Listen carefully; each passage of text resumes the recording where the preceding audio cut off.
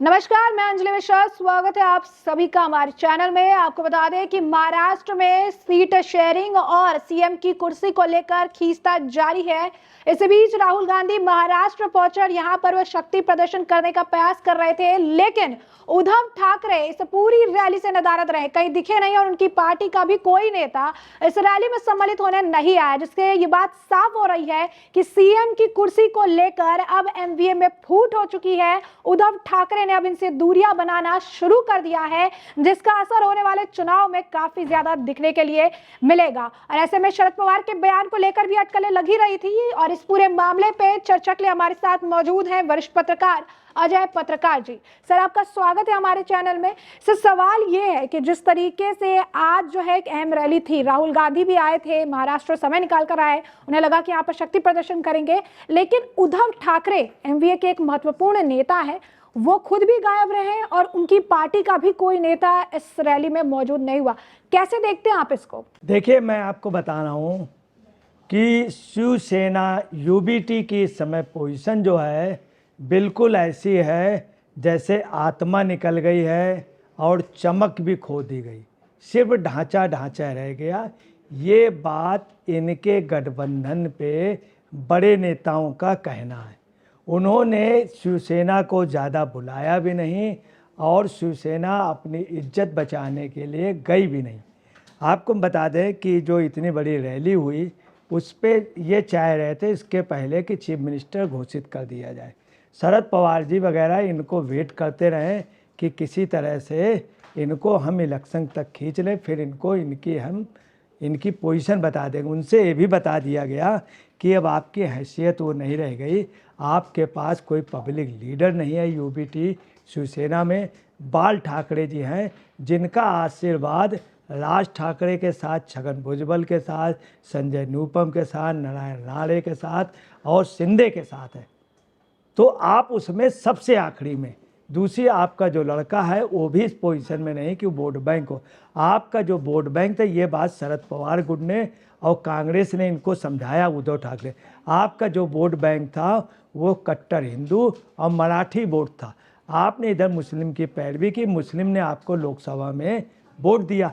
अब विधानसभा में वो किसी सूरत में नहीं देगा, क्योंकि उसका मानना है कि जो भी मुस्लिम समस्या या उग्रवाद में कहीं भी मुस्लिम भी अगर पिटा है तो शिवसेना की वजह से मात खाया है। तमाम जगह धारावी में तमाम उनकी ज़मीनें गई, जायदाद गई वहाँ के मुस्लिम की, तो वो कहता है विधानसभा में इनको हम किनारे कर देंगे। दूसरा, उनका ये भी कहना है कि संजय राउत कुछ है नहीं। इन सबको देखते हुए जान गए थे किसी भी सूरत में उसमें घोषणा नहीं होती। दूसरी बात ये चाह रहे थे राहुल गांधी के बगल में वो लोग इनकी हैसियत दिखलाना चाह रहे थे कि राहुल गांधी देश के नेता हैं, उसके बाद शरद पवार हैं, आप बहुत पीछे हैं। ये क्रम भी इनको नहीं। अभी तक क्या था कि बाल ठाकरे की बहुत बड़ी पोजीशन थी। बाल ठाकरे पहली बात तो कहीं जाते नहीं थे, अगर बॉम्बे में किसी उसमें जाते थे तो अटल बिहारी वाजपेयी, आडवाणी जैसे लोग भी उनके सामने खड़े हो जाते थे। उनके मेन उसमें यहाँ तक होता था कि अटल जी मुस्कुराने लगते थे कि आप तय कर दीजिए विधायक, और बाल ठाकरे क्या करते थे, उठा करके अटल जी को या महाजन दे देते थे, बोले आप तय कर दीजिए। आज वो पोजीशन नहीं है। इन्होंने ये बात कही भी शरद पवार से कि देखिए अटल बिहारी वाजपेयी, आडवाणी जैसे लोग और बड़े बड़े लोग वो तय करते थे, आप तय कर दीजिए। तो हमारे पिताजी क्या करें, बोले उनकी बात दूसरी थी। आपने यही बात उनसे कही थी अमित शाह से कि हमारे लड़के से बात कर लो, और बाल ठाकरे जी कहते थे हमारे लड़के से बात करो। उनकी बात कहने का स्टाइल, तो क्या हुआ, अमित शाह ने बात नहीं की और अमित शाह अकेले लड़े, तो इनको लगा कि जाना बेकार है। तीसरा, ये बिल्कुल तय हो गया, अलग अलग हो गया है, किसी सूरत में एकता नहीं होगी शिवसेना में। दूसरा, इन सब का जो मीडिएटर था वो संजय राउत है। संजय राउत की पोजीशन पता चल गई है पूरे मराठी को, पूरा हिंदू माइंडेड लोग जान गए कि यही व्यक्ति है जो आदमी इनका एजेंट है, शिवसेना का नहीं, यूबीटी का नहीं, शरद पवार का और कांग्रेस का। दूसरी, आपको बता रहे हैं उद्धव ठाकरे लगातार प्रयास कर रहे हैं, ये कटु सच है कि भाजपा उन्हें अपना ले। भाजपा के कई लीडर इनको आने नहीं देना चाहते, वो आत्मा से आज भी चाहते हैं, मगर चूंकि इनके साथ संजय राउत है, कहीं कहीं ये होशियारी कर जाते हैं, मुख्यमंत्री पद का वो लालच इनको ले जाता है, इनका कहीं कहीं दम भी। तो आपको तो इन्हीं सब बचने के लिए उद्धव ठाकरे कुल मिला के किनारे हो गए। कहना नहीं चाहिए कि वो ना ही शिवसेना के रह गए, ना ही मराठा उसके रह गए, ना ही हिंदू वोट के रह गए। जिस मुस्लिम वोट पे वो घमंड कर रहे हैं वो भी वोट उन्हें निश्चित तौर पे विधानसभा नहीं, ये ना घर के रहे हैं ना घाट के रहे हैं। सर, एक और सवाल जो बनता है वो ये है कि पहले जैसे ये कह रहे थे कि हमारी सारी सहमति बन गई है सीट शेयरिंग को लेकर, फिर उद्धव ठाकरे ने भी बयान दिया था इस मामले में कि अगर एनसीपी के पास कोई है, अगर ऐसा उम्मीदवार है या सीएम के लिए कोई चेहरा है तो उसका अनाउंसमेंट करिए। शरद पवार अचानक से आकर एक बयान देते हैं और वो कहते हैं कि जिसका जितना उम्मीदवार चुनकर आएगा फिर उस हिसाब से मुख्यमंत्री बनाया जाएगा। और संजय राउत भी हाँ में हाँ मिलाते कहते हैं शरद पवार तो 100% कह रहे हैं, लेकिन दूसरी टुक जो है, दो टुक ये बयान देते हैं और दूसरी तरफ ये भी कहते हैं कि जनता के मन में जो है उसे ही मुख्यमंत्री बनाया जाएगा। तो आपको क्या लग रहा है कि मुख्यमंत्री की कुर्सी को लेकर क्या ये नाराजगी एनडीए के खत्म होने का, उसके टूटन का, इसके समाप्ति का कारण बनेगी? देखिए, यूबीटी का निश्चित तौर पे पतन हो गया है। सारे लीडर जान गए, सब कुछ अपनी चमक खो चुके, अपनी पार्टी खो चुके, चुनाव निशान खो चुके, अपने कार्यकर्ता खो चुके, अपने विधायक खो चुके, अपने सांसद खो सके। और यही नहीं, आपको बताना और बुरी तरीके हो जाते, चूँकि मोदी का और अमित शाह का बहुत सख्त इंस्ट्रक्शन था कि उद्धव ठाकरे का पर्सनल और उनके बच्चे पे कोई आँच ना आने दी जाए। ये कटु सच है कि मोदी ने कोऑपरेट किया है इंटरनल। मोदी ने इस तरह अखिलेश को भी किया और मुलायम सिंह जी को, ये मोदी की अपनी एक अदा है। जैसे वो हैं वो देवेगौड़ा जी, तो मोदी देवेगौड़ा जी के पैर छूते, उनकी बड़ी इज्जत करते, देवेगौड़ा जी ने खुद कहा। तो ये मोदी का अपना व्यक्तिगत है, वरना इनकी पोजीशन पार्टी ख़त्म हो जाती, ये कटु सच।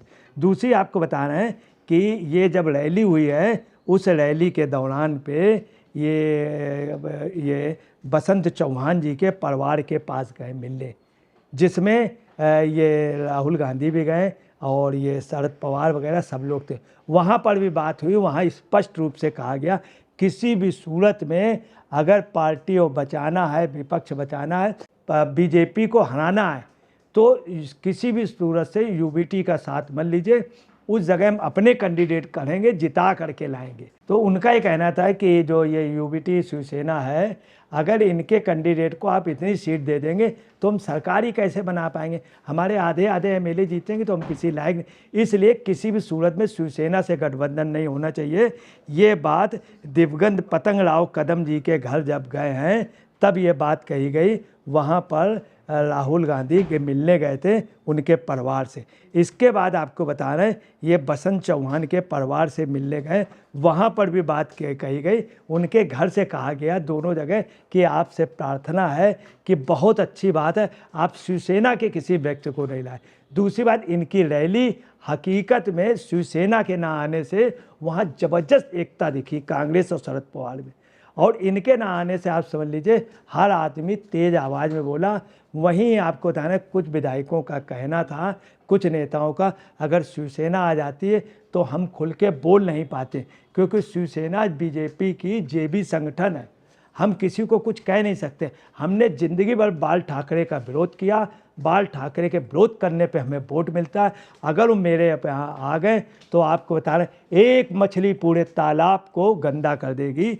ये बात शिवसेना के जब ये गए हैं कांग्रेस के वरिष्ठ लीडर के यहाँ, चौहान जी के घर, दिवंगत चौहान जी के यहाँ, और दूसरे दिवंगत पतंग राव कदम के यहाँ, तो ये बात कही गई। रैली पे बात कही गई कि आज हम लोग खुश हैं, जी जान से जुटेंगे। राहुल से कहा पूरी जान लगा दूंगा, अगर आप शिवसेना को रखेंगे तो हमारी ताकत खत्म हो जाती, बीजेपी मेरे साथ रहती, आप आस्तीन में सांप ना पालें। यहाँ तक बात हुई। अब आपको बताना है रियलिटी ये है कि जो विपक्ष है वहाँ पे ख़त्म हो चुका है, चूँकि शिवसेना का जो मेन वोटर था वो चला गया बीजेपी में शिंदे के साथ, और जो शरद पवार का वोटर था वो चला गया उनके अजीत के साथ, और इधर बीजेपी अपनी वही पोजीशन है, बीजेपी और स्ट्रांग। मराठा जो था वो चला गया बीजेपी में।